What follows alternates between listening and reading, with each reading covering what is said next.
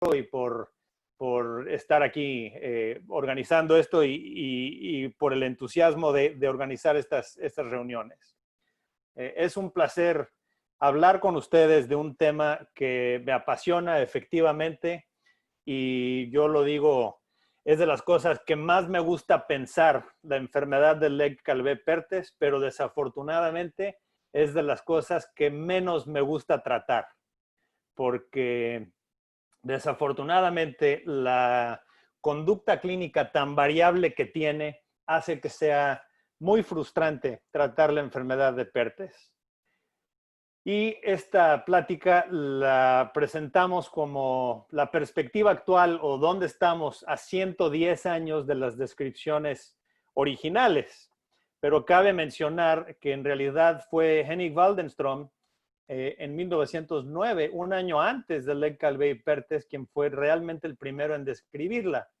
Su gran error fue que la describió como una enfermedad tuberculosa de la cadera, y como todo era tuberculosis en ese entonces, su nombre no quedó en la taxonomía de la enfermedad, pero como veremos más adelante, la historia puede redimir a Waldenström. Me gusta mucho la historia, me gusta revisar artículos clásicos y pude conseguir los 3 artículos originales de 1910. El primero es este de Arthur Legg de Boston, donde describe que existe una necrosis avascular de la epífisis proximal del fémur y que es idiopático. 110 años después, este artículo sigue siendo igual de válido el día de hoy. Jacques Calvé estaba en Brec-Plage, en Francia. Él publicó este trabajo acerca de una forma particular de pseudocoxalgia y en su trabajo describe que la mayoría de los casos son moderados y resultan en un cierto grado de deformidad articular. Nuevamente, 110 años después, sigue siendo igual de válido el día de hoy. Para mí el personaje más interesante de los 3 fue Georg Perthes, quien era oriundo de Tübingen, Alemania, y en su trabajo sobre la Uberarthritis deformans juvenilis describe la clásica deformación que vemos, coxa magna, coxa vara, coxa breva y la incongruencia articular como el peor resultado posible. Y nuevamente pueden ustedes ver que estos 4 características siguen siendo válidas a 110 años después. Digo que es el más interesante de todos los personajes porque, como dato curioso, Perthes estuvo algún tiempo en China durante la incursión alemana en China y estando en el puerto de Qingdao, como buen alemán quería tomar cerveza y no conseguían cerveza de calidad suficiente para el paladar alemán y con varios otros amigos suyos fundaron una pequeña compañía que se convirtió en lo que hoy es la compañía de cerveza Qingdao. Muy famosa, es probablemente la cerveza china más famosa en el mundo y yo les sugiero la próxima vez que vayan a algún restaurante chino y pidan una cerveza de estas, festejen a la salud de Georg Perthes porque están ustedes contribuyendo a las arcas de la familia Perthes. Bueno, el problema que creo que hemos tenido con la enfermedad de Perthes es que es una enfermedad biológica, pero como cirujanos ortopedistas hemos dependido en imagenología estructural y un tratamiento mecánico. Esto es nuestro sesgo natural como cirujanos ortopédicos, el hacer esto, enfocarnos en imagen estructural y tratamiento mecánico para una enfermedad biológica. Sabemos bien que el problema es que deja de haber un aporte vascular a la epífisis proximal del fémur. Y a pesar de esto, no hemos cambiado nuestra forma de pensarlo. Antes de hablar específicamente del Perthes, voy a hacer mención de 2 otros personajes históricos que también son muy importantes en la historia de esta enfermedad tan fascinante. El primero de ellos es el doctor Arthur Ham. quien fue el jefe de patología en la Universidad de Toronto hace años y escribió este clásico libro que al menos en la Facultad de Medicina en México era lectura requerida durante el primer año. Había que saberse de principio a fin este libro. Y en él describe muy claramente la biología celular ósea. Y el otro grande que quiero mencionar es don José Trueta, otro de los gigantes de la ortopedia, quien hizo su carrera profesional principalmente en el Nuffield Orthopedic Center en Oxford, Inglaterra, y cuyas aportaciones a la medicina y a la humanidad lo hicieron candidato al premio Nobel. Desafortunadamente, por cuestiones políticas, no se le fue otorgado, pero es otro de los gigantes en la ortopedia. Estos dos grandes, Trueta y Ham, describieron algunas reglas acerca de la biología del hueso que vale la pena recordar. Trueta, sobre todo, se enfocó en la cuestión vascular y Ham se dedicó a la cuestión celular. Trueta describió claramente cómo la epífisis tiene un aporte sanguíneo vascular segregado de la metáfisis. Para efectos prácticos, la fisis, el cartílago de crecimiento, sirve como una barrera vascular para el aporte sanguíneo entre la metáfisis y la epífisis. Esto lo demostró con los estudios que conocemos bien, que utilizó muy elegantemente tinta india para demostrar la vascularidad del hueso.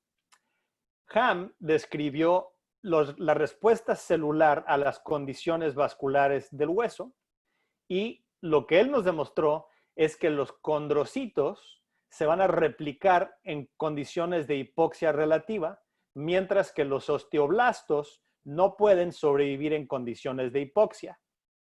Él describió la manera como el cartílago de crecimiento produce este crecimiento longitudinal, porque los condrocitos hipertróficos que están creciendo en la zona hipertrófica del cartílago de crecimiento responden a estas condiciones de hipoxia relativa, dirigiendo la angiogénesis y osteogénesis. Y es esta diferencial de la tensión de oxígeno que va a producir el crecimiento a través del cartílago de crecimiento. ¿Cómo aplican estas reglas a la enfermedad de Perthes?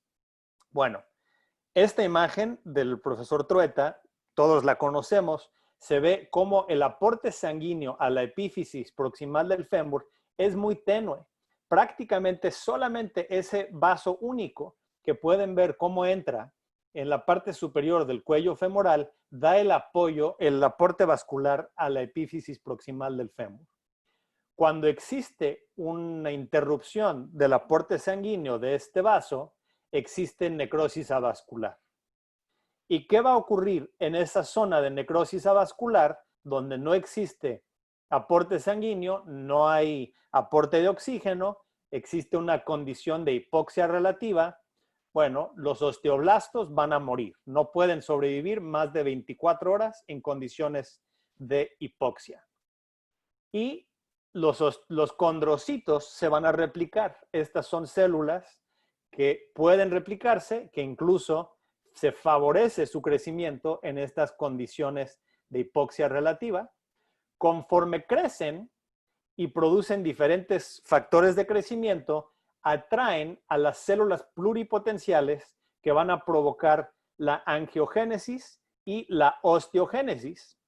En circunstancias ideales, estas sustancias, la hidroxiapatita, los diferentes factores de crecimiento, entre ellos el VEGF y la proteína morfogenética de hueso, van a rellenar este espacio nuevamente y si no ha habido deformación, esto se llena de hueso y no hay ninguna consecuencia sobre la forma del hueso.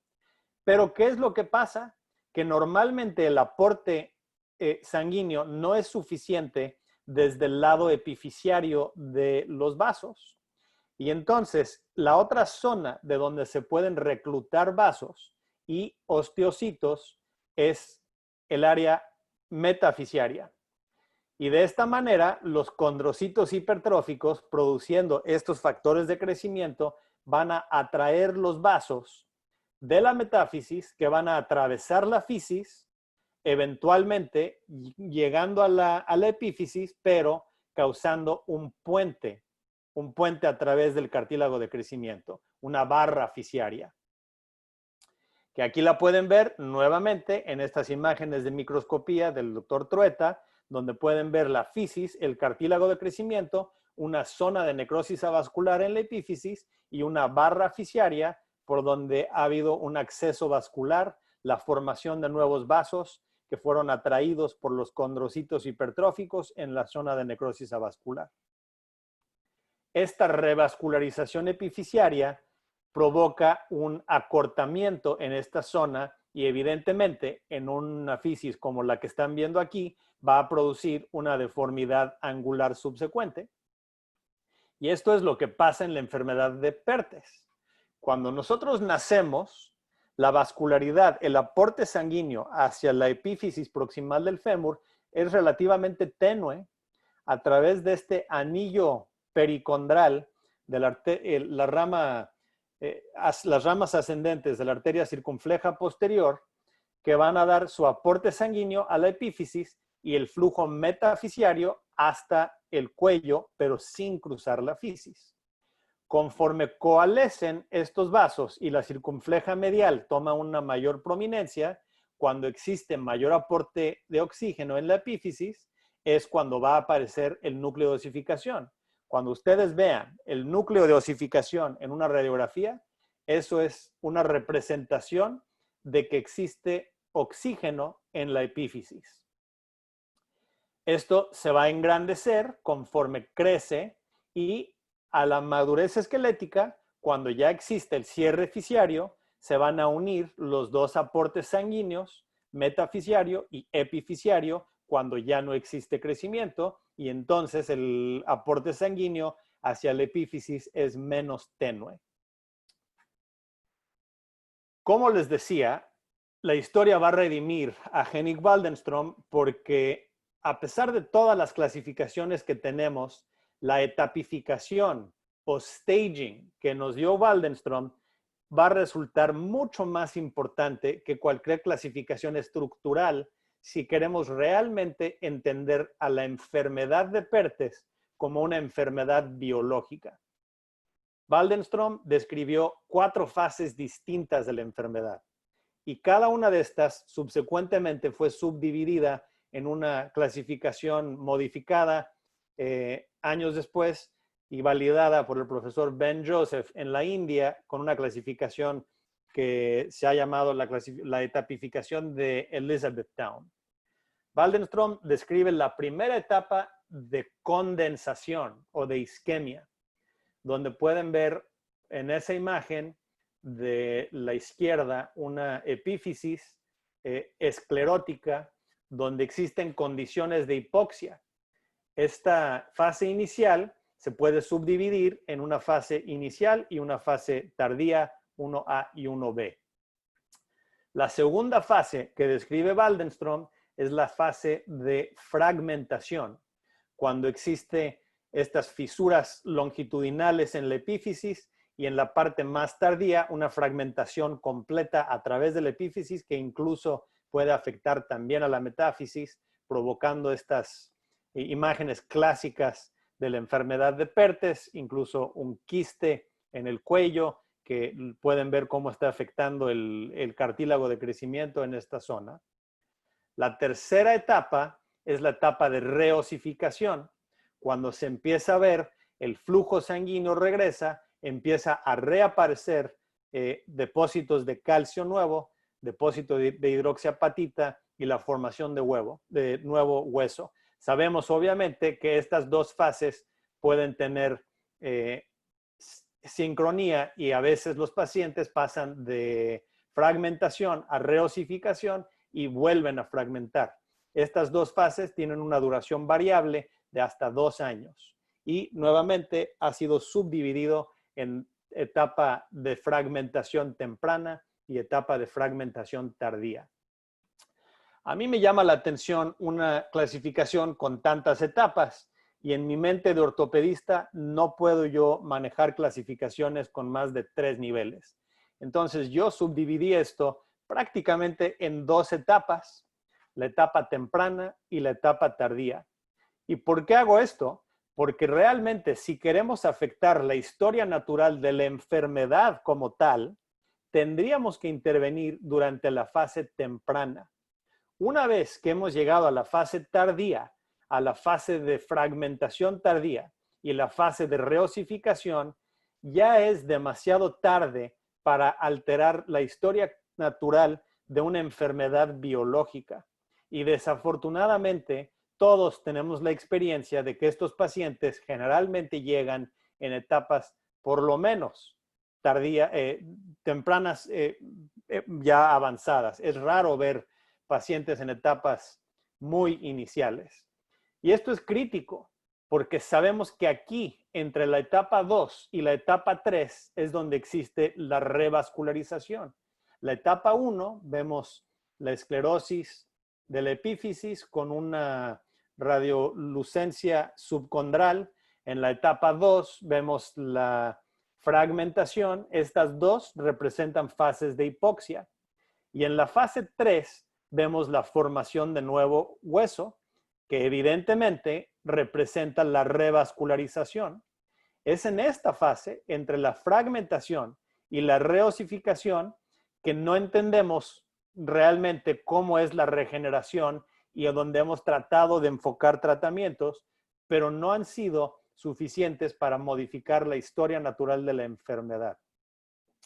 ¿Y qué es lo que pasa en el PERTES? Sabemos que desafortunadamente la cabeza se reemplaza por condrocitos que no resisten las fuerzas de compresión, resultando en la clásica deformidad que vemos en pacientes de PERTES. Los condrocitos existen, van a producir estos factores de crecimiento, la hidroxiapatita, el VEGF y la proteína morfogenética, atrayendo a los vasos periepifisiarios, eventualmente rellenando de hueso, pero en esta etapa ya ocurrió una deformación de la cabeza porque esta regeneración ocurre durante una etapa donde el cartílago es susceptible a la deformación por las fuerzas de compresión. En etapas ideales, esto ocurriría sin una deformación de la cabeza, pero estos tres problemas son que los condrocitos se deforman, se forman barras fisiarias que acortan el cuello y la forma anesférica de la cabeza en un acetábulo todavía en fases de crecimiento, aquí lo ven elegantemente descrito en una resonancia magnética donde ven una barra fisiaria que está acortando el cuello y específicamente produciendo esta deformidad clásica que en el movimiento con el acetábulo va a provocar una displasia acetabular, que como sabemos puede no ser lo peor porque esto al menos produce una congruencia anesférica, que es un mejor resultado que una incongruencia. Y el resultado de todo esto es la deformidad clásica que conocemos en la enfermedad de PERTES, donde existe un trocánter alto, un cuello corto, una cabeza grande y un acetábulo displásico. El problema más grave es la pérdida de la contención. Cuando existe inestabilidad, este es un problema mucho más grave. La inestabilidad articular en la cadera nunca puede tener un buen pronóstico si no se trata.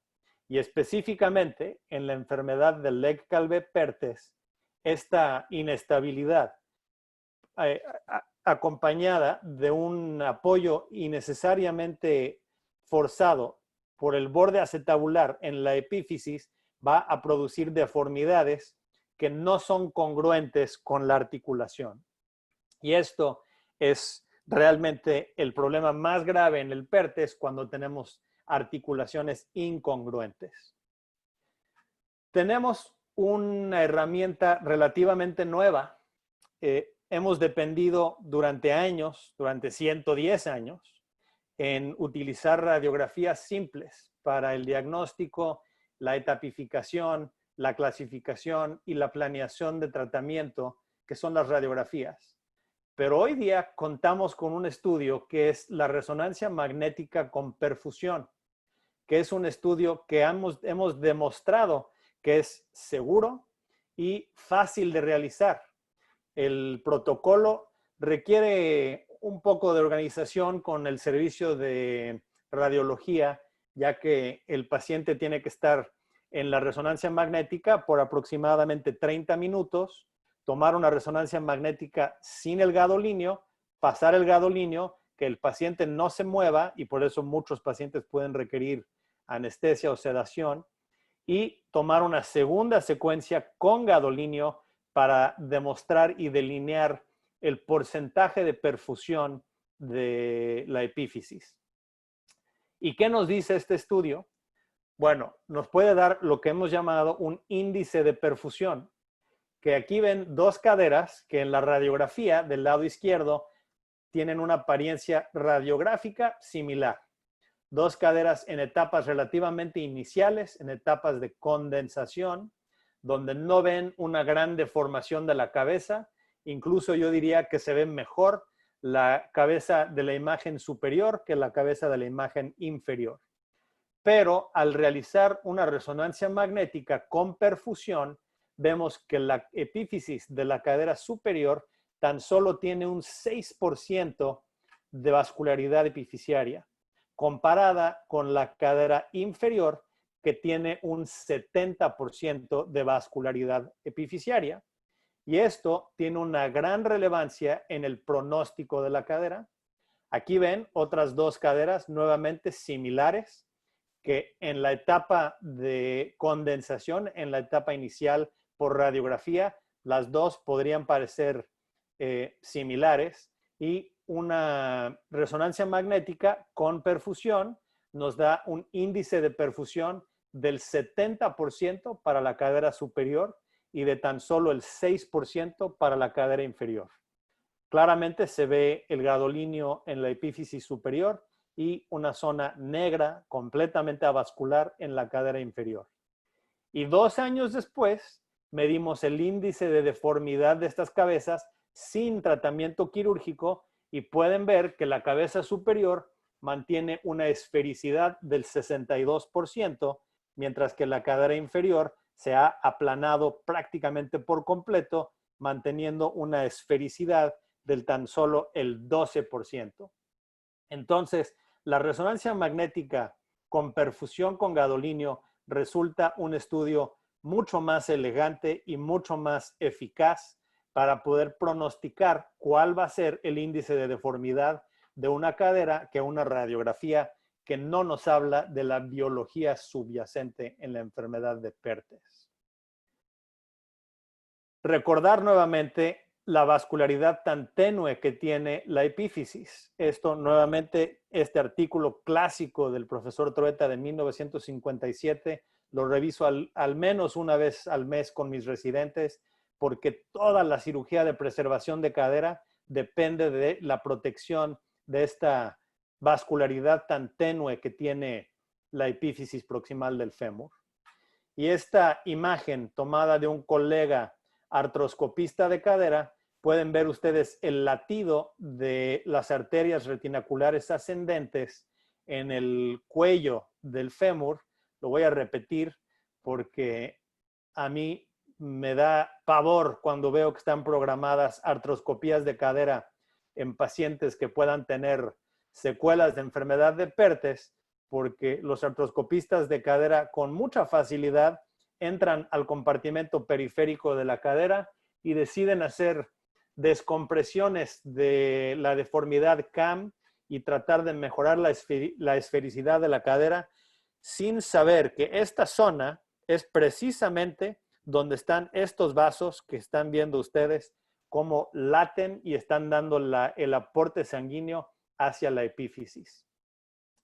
Y es por eso que tenemos los estudios tan elegantemente hechos por el profesor Gans, quien hizo estas disecciones cadavéricas y pudo delinear el aporte sanguíneo específicamente de esta arteria que ven ustedes al centro, a la derecha de la imagen, con la referencia el tendón del piriforme en su inserción en el fémur, que es la arteria retinacular ascendente, rama de la circunfleja posterior, que es esencial protegerla si se quiere hacer cualquier tipo de cirugía intraarticular de preservación de cadera. Y en la actualidad tenemos un estudio que es la reconstrucción tridimensional de la angiografía a través de la cabeza del fémur y del cuello, donde hemos estudiado la conformación de las arterias retinaculares ascendentes y cómo es que entran y penetran en la epífisis. Y pueden ver cómo se puede realizar como si fueran las manecillas de un reloj, la cara de un reloj, y en un control sano pueden ver estas arterias retinaculares ascendentes, cómo suben. Aquí el aporte final son 4 vasos pequeños, pero son 4 vasos los que están aportando el aporte vascular a esta cadera.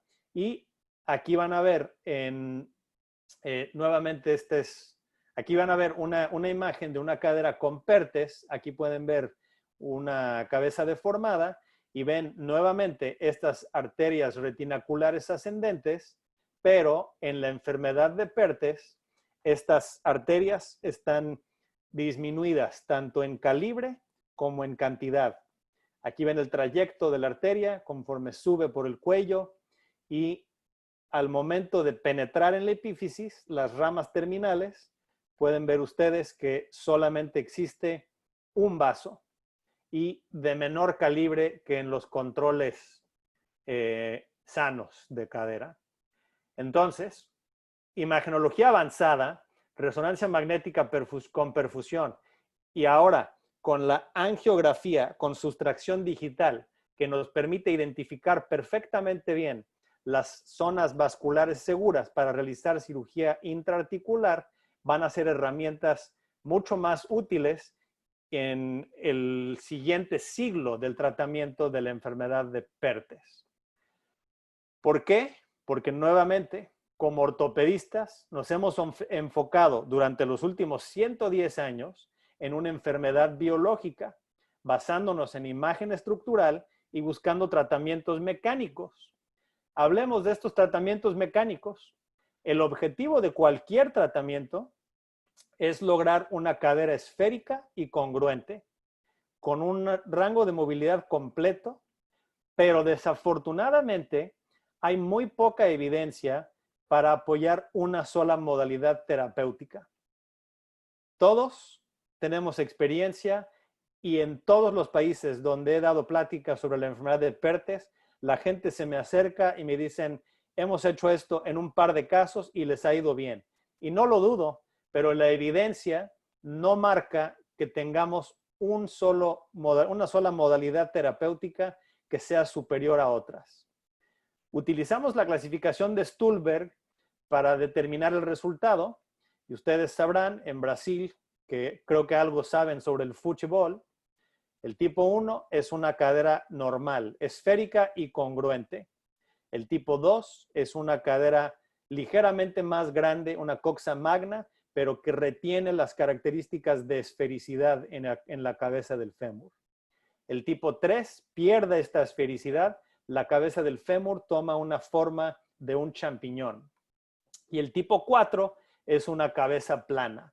Tal vez ustedes dirán, en Brasil no existen sandías planas, pero esto son unas sandías que son diseñadas especialmente y crecen dentro de unas cajas para hacerlas congruentes. Esta sandía cuadrada cabe en una caja cuadrada, que evidentemente es un mejor resultado que el Stulberg 5, que es una cabeza femoral cuadrada en un acetábulo redondo, una cabeza incongruente. Hablemos entonces de la clasificación de Stulberg, de los resultados a largo plazo y de los mejores estudios terapéuticos que tenemos al respecto. Probablemente la mejor evidencia que tenemos está resumida en este artículo del 2004, liderada por el profesor Herring en el Scottish Rite Hospital en Dallas, donde presentan los resultados de un estudio multicéntrico prospectivo que tardó 30 años en organizar y otros 10 años en analizar los resultados.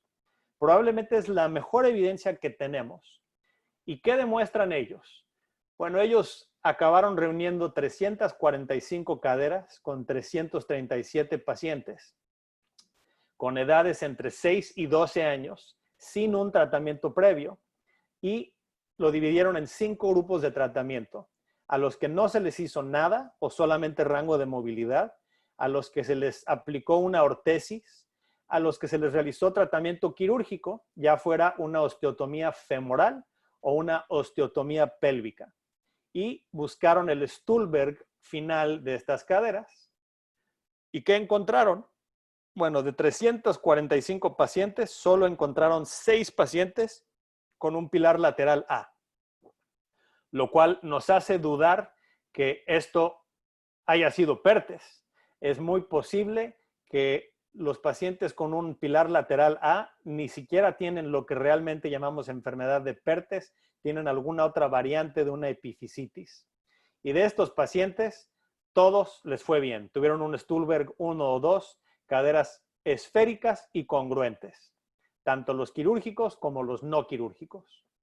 Ahora, el grupo más interesante fueron los que tenían un pilar lateral B.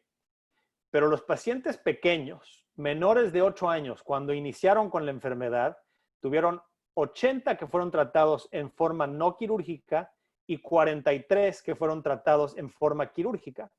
Y pueden ver que el resultado de Stulberg para estos pacientes fue prácticamente igual. ¿Qué nos dice esto? Que la cirugía no tuvo un efecto en el resultado final de estas caderas. Con los pacientes que tenían más de 8 años cuando iniciaron con la enfermedad, aquí nuevamente 60 pacientes no quirúrgicos, 30 pacientes quirúrgicos, y aquí hubo una pequeña tendencia hacia la mejoría radiográfica con 73% de los pacientes quirúrgicos en un Stulberg 1 o 2, comparado con 44% de los no quirúrgicos. Pero los números son relativamente pequeños, pero aquí se vio una pequeña diferencia favorable a los pacientes tratados en forma quirúrgica. Platicando con el profesor Herring, él está de acuerdo conmigo en que posiblemente el pilar lateral A ni siquiera sea una verdadera enfermedad de Perthes. Y como resultado de su estudio, modificaron su clasificación y agregaron lo que ahora conocemos como el borderline o el limítrofe BC. Y estos pacientes tuvieron la misma tendencia. Los menores de 8 años, cuando iniciaron, que fueron relativamente pocos pacientes, nuevamente una pequeña mejoría hacia los pacientes tratados en forma quirúrgica y desafortunadamente los que eran mayores de 8 años, resultados muy similares con tratamiento quirúrgico y no quirúrgico.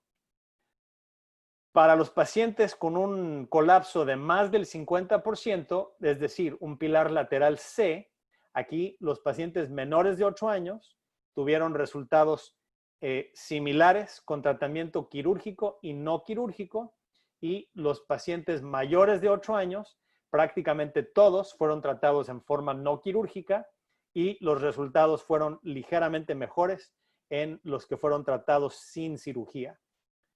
Las conclusiones de este trabajo son que no hay diferencia para los pacientes con un colapso tipo A, no hay una diferencia para los pacientes con un colapso tipo C de más del 50%, una diferencia mínima en pacientes menores de 8 años al inicio de la enfermedad y una pequeña diferencia en los pacientes con un colapso de hasta el 50 o en el limítrofe BC mayores de 8 años cuando iniciaron con la enfermedad.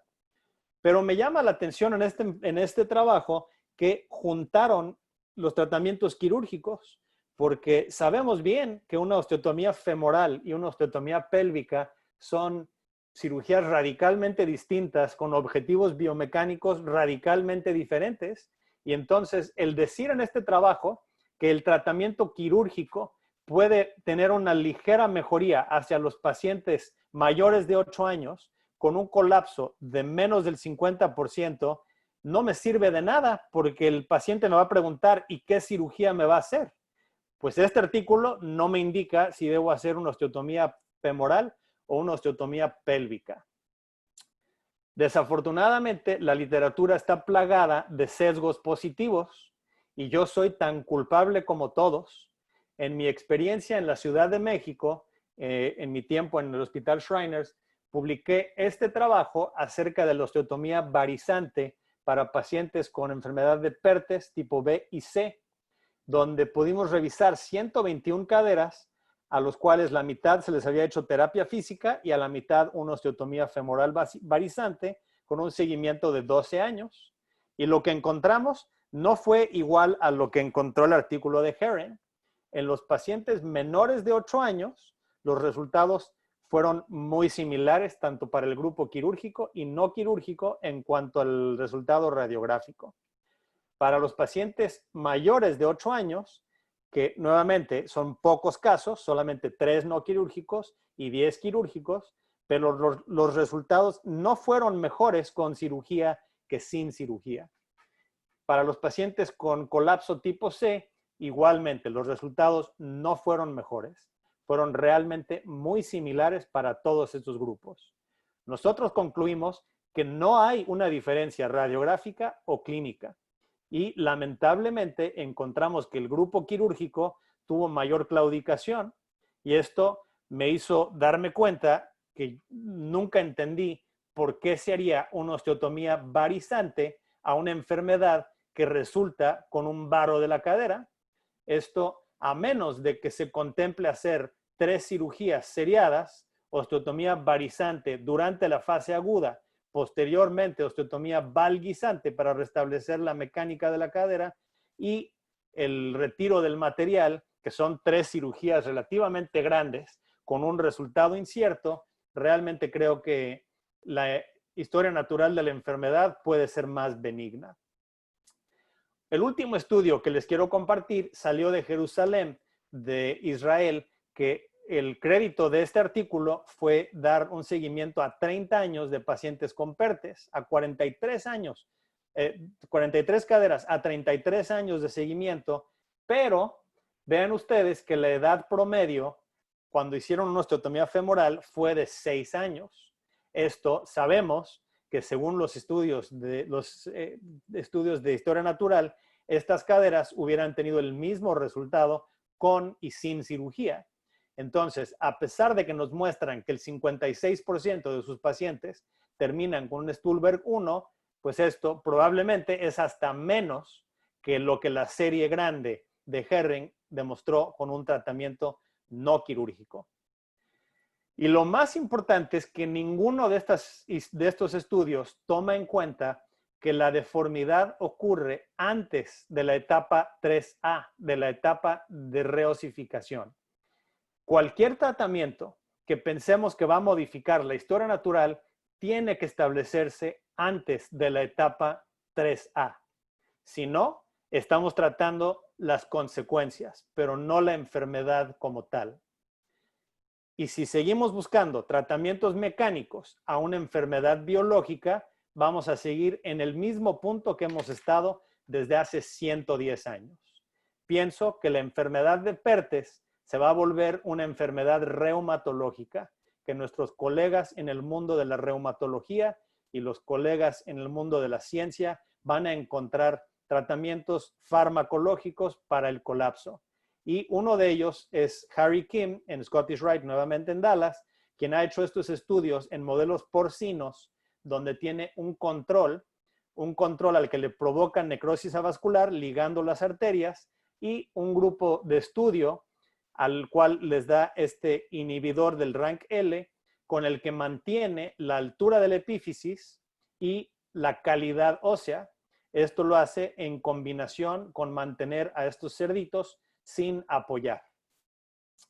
Y pueden ver cómo en este estudio mantuvo la altura epificiaria del control similar al grupo a los que les dio este inhibidor del rank L, la OPG1, y el número de osteoclastos se mantuvo muy por abajo de lo que sería si no se le hubiera dado este medicamento. Y aquí lo ven nuevamente como la calidad del hueso es por lo menos más parecida a la del control y la deformación de la cabeza es menor a lo que ha ocurrido cuando se le aplica solamente salino como un control. La deformidad post-PERTES es donde podemos enfocarnos como cirujanos ortopédicos que nos gusta seguir operando, que nos gusta seguir cortando hueso. Bueno, debemos de ser realistas y darnos cuenta que es mejor tratar la deformidad post-PERTES que tratar de controlar una enfermedad con un curso tan variable. Pero aquí, nuevamente, y este artículo publicado este año, demostramos cómo un procedimiento que yo he visto en muchos lugares del mundo ha sido propuesto como un tratamiento efectivo, el descenso del trocánter o la apofisiodesis del trocánter no tuvieron ningún efecto benéfico sobre la función o la imagen radiográfica en pacientes con PERTES. Nuevamente, porque la gran mayoría de estos procedimientos se realizan después de la etapa activa de la enfermedad.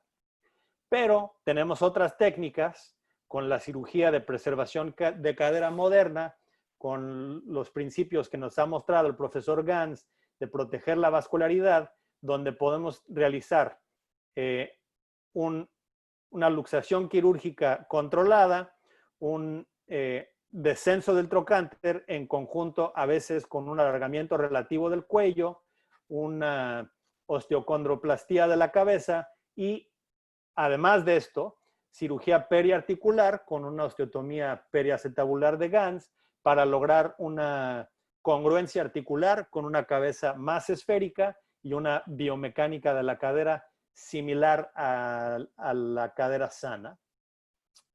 Concluyo con esto, pero espero que tengamos un buen intercambio de ideas. Este es un silogismo que aprendí yo en la Universidad de Oxford, que en la Facultad de Filosofía y Lógica tienen este silogismo que dice que cuanto más se aprende, más se sabe. Mientras más se sabe, más se puede uno equivocar y más se olvida. Y cuanto más se olvida, menos se sabe. Y yo lo que sé en la enfermedad de PERTES es que yo, la verdad, no sé nada. Y con eso concluyo y espero poder tomar preguntas y tener una interacción con todos. Muchas gracias. Muito bem.